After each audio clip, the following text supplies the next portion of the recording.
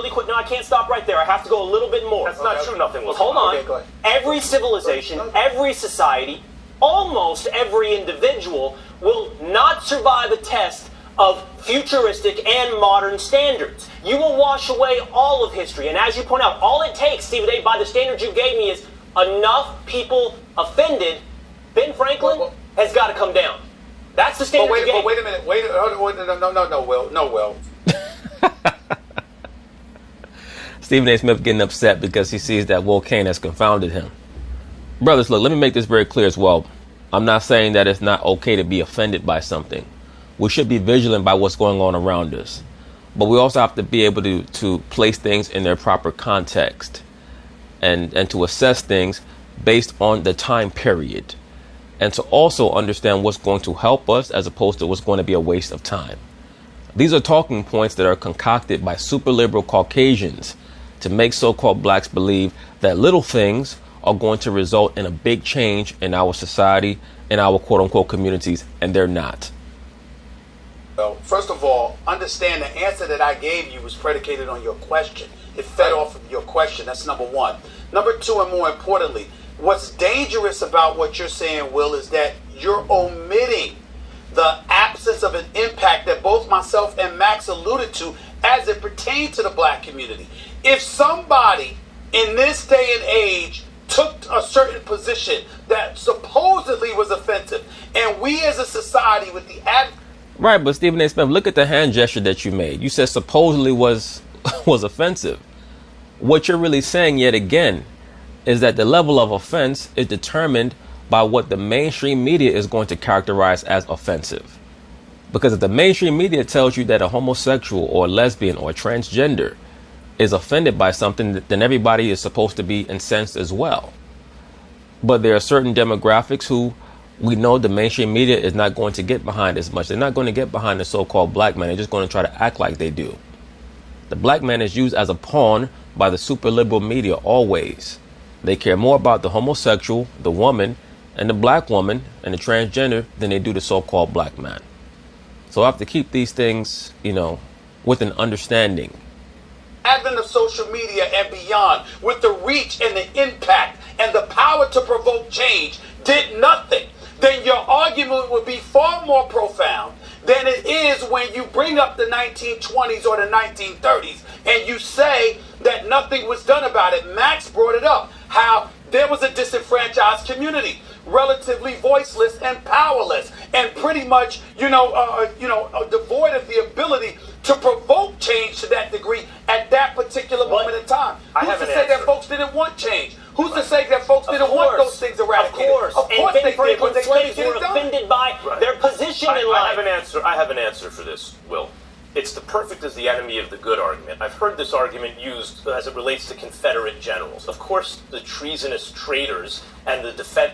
Once again, this guy is going off on his own tangent because he needs some type of soapbox to speak on. Defenders and fighters for slavery are villains in history and should be so remembered. Yes, and there were many quote-unquote fighters for slavery who were Caucasian Jews, Max Kellerman. As villains. Because the bad that is so momentous that it far outweighs any virtue. The virtue is now meaningless. And Will Cain has already stated that George Washington and Benjamin Franklin were slave owners. So where do you place them in context? Oh, they're okay because they fought for the Union Army, right? That is not the case with everyone. They can do bad things in the context of history, which at the time didn't seem so bad. I get that. But it's like the real question is, was a line crossed? So, for example, what we're arguing with Kate Smith is, was there a line crossed? Yes, there was. Did people know better at the time? Sure, they did. Not everyone was putting out music like that. Not everyone was racist in the 1930s.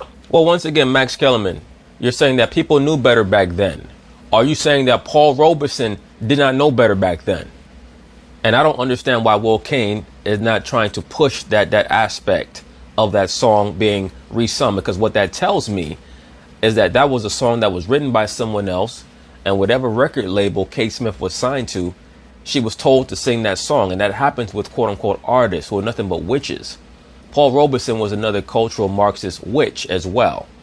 They have documents put in front of them and they're told to read. They have songs put in front of them and they're told sing. That's all an entertainer is a pawn and a damn slave. That's what they've always been. It's nothing new right now. That's been going on since, the dawn of the 20th century. But apparently she was, and she was playing to a racist audience. Now, I understand what you mean. One day, people will say, well, were everyone vegetarians back then? How dare we honor anyone from the era where they slaughtered and ate animals? And we'll say, no, but back then no one really, I understand. But if eventually it comes to a day of reckoning and you're still on the wrong side, then yes, you will be so judged by history. Max, but history, Ben Franklin was not a Confederate general. Right, but that's not the point. Ben Franklin was a slave owner. What is it that you're not getting, Max Kellerman? Not only should history not be erased, it's an incredibly dangerous path to go about thinking it's virtuous to erase history. Agreed, because when you try to erase history, all that does is ensure that same phenomenon is going to crop up later, because the point of history is as a teaching tool, a reference point to show this is why things went wrong. History, and let me just tell you, by the standard the two of you are telling me today. But I will say this, I do agree with Kellerman, and I have said this in the past, that there should not be any Confederate statues in America. If you're going to have a Confederate statue in America or Confederate statues, then you might as well have statues of Hitler and the Nazis. You might as well have statues of the generals for North Vietnam. You might as well have a Saddam Hussein statue. If you're going to commemorate all the figures who decided to wage war against America or the American government. I'm talking about recent vintage. How are we erasing history? You could go back a decade, shift the civil rights issue, shift the offended party, Stephen A. If you start talking about gay rights, you will erase history as recently as 10 years ago, including presidents. Well, that's a real question. Because you're holding them to a decade later standard and saying those people must be. What I'm saying is erase history. How? What are we doing to erase history by not playing Kate Smith? You were acting like she. Okay, I understand what you're saying. The difference between. I can answer that question, Will Kane. We all know that certain recordings are saved for posterity. You have certain songs that are sent to the Smithsonian because of cultural or historical significance. For you to say that Kate Smith's version of God Bless America should no longer be saved or should no longer be utilized, what you're basically saying is that she should be erased from history from that standpoint. We know that most of her other music is not going to get played today, Max Kellerman. We know that for a fact. She was a singer from the 30s. Who the hell is still listening to music from back then?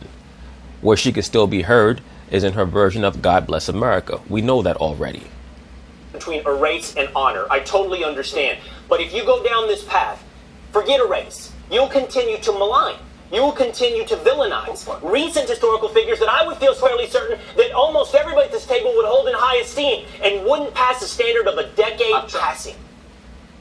And Will, my response to that would be you act like we are denigrating this woman, calling her a racist, wishing bad things upon the soul of this person. No, what they're saying is that these particular lyrics in her songs were inappropriate, they were offensive, they were racist, and she is not someone who needs to be honored in this day and age, period.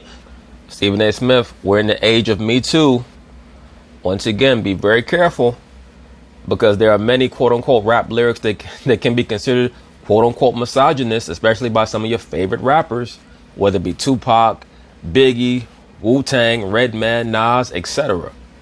So be very careful, as they say, when you're going down that slippery slope.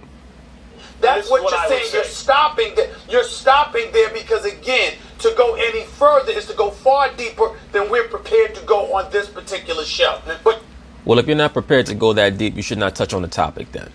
But you can say, excuse me, she don't need to be honored in 2019 by playing her rendition of God Bless America. When we're talking about America, we aspire for a better day, a better age, a better society. Allegedly.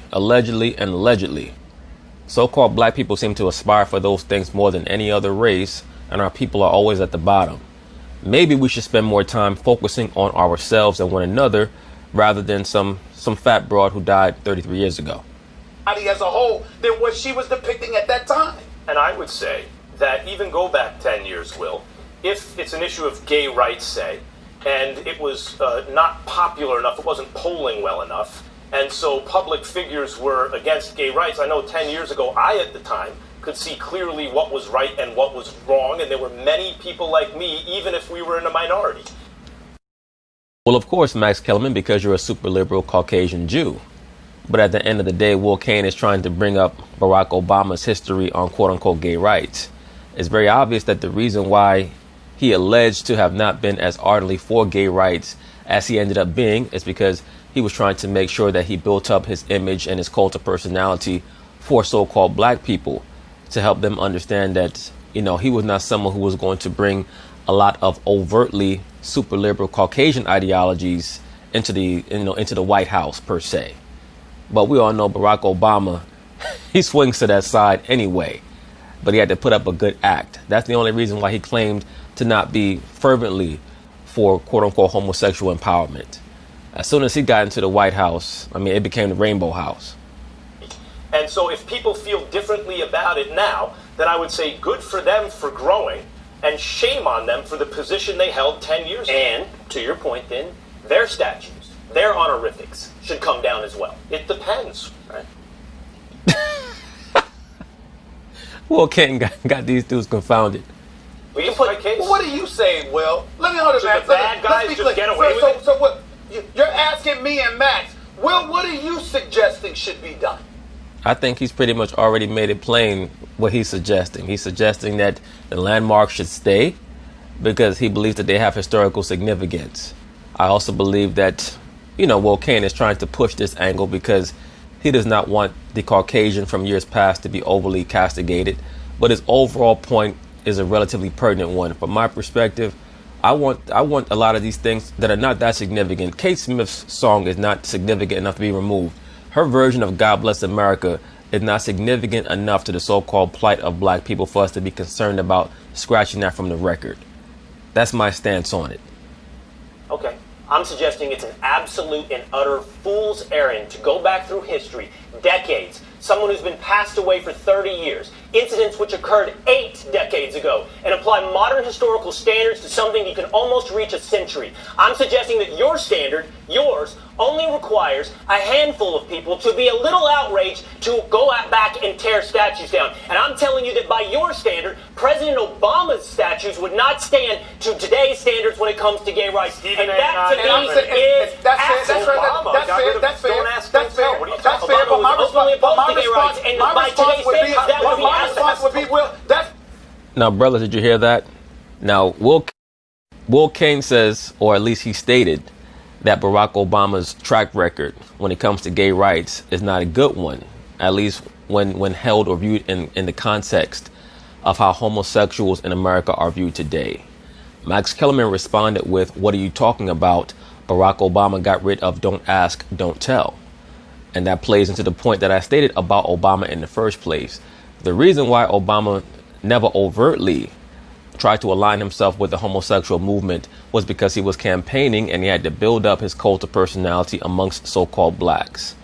That's why Obama was the perfect politician at the time, because he was able to play into the women's groups, the black groups, and the homosexual groups, at least amongst the homosexuals who knew him and who he really was.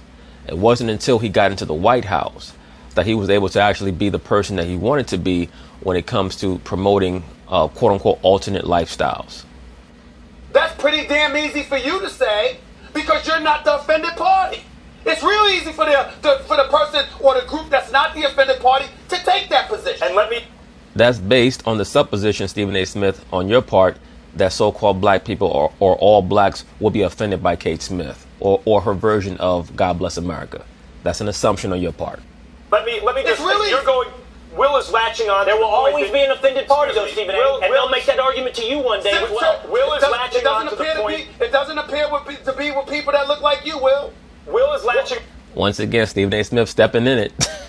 Latching on Who brought up how I look? Will is latching on to the point. I'm just talking about my community compared to yours. That's all I meant by that statement. Will, That's all. Look how quick Stephen A. tried to moonwalk on that statement. One day, Stephen A. Smith is going to say something on this show that is going to get him into more trouble than he's ever been in before. And it's probably going to be relating to race. That's all. latching onto the point that Stephen A. made. You think the threshold is too low? Any offended party, if they're outraged, if they're indignant enough, can change history. That is not my contention, and it's not the point I am here making. What I'm saying is, in the 1930s, if someone was putting out racist lyrics, not everyone was racist, not all white people were racist, but many of them were. They were told oftentimes how wrong-headed they were. It's not as though they weren't aware of this. They made their choice. And by the way, black people were horribly disenfranchised and alienated and marginalized and oppressed. And now to say, well, that's the way it was then, and now even with the advantage of hindsight, well, look, yes, there was all this injustice, and, well, we just got to go along with it now, that we can never correct anything. We can never... Knock it off, man. If that were truly the mentality that was being postulated, then we would still have things like Jim Crow, so on and so forth. Why are we trying to compare a woman having her version of God Bless America played with the maintenance of certain inherently racist laws and statutes, so on and so forth? It's a false equivalency. With the vantage point of history, say, you know what, bad. That was bad. You who supported that was bad. That argument doesn't fly with. There's no debate about the nature of the songs that Kate Smith sang. No one is here to excuse them. What we're talking about is how we treat history and the standards we apply. That's Why play Kate Smith? Well, why? There are plenty of renditions of God Bless America. Because they've been playing her for the longest time. And all of a sudden, everybody is so incensed by it now. It's one thing if the song had quote-unquote racist elements in it. Or she was singing a song and it was being promoted that had racist elements in it. Allegedly racist elements. But it's God Bless America is something that has been sung for the longest time. Move along. Our people have bigger fish to fry. That's my point on it. Our people have much bigger fish to fry. Ask the Yankees. Well, We got to move on. We have... But anyway,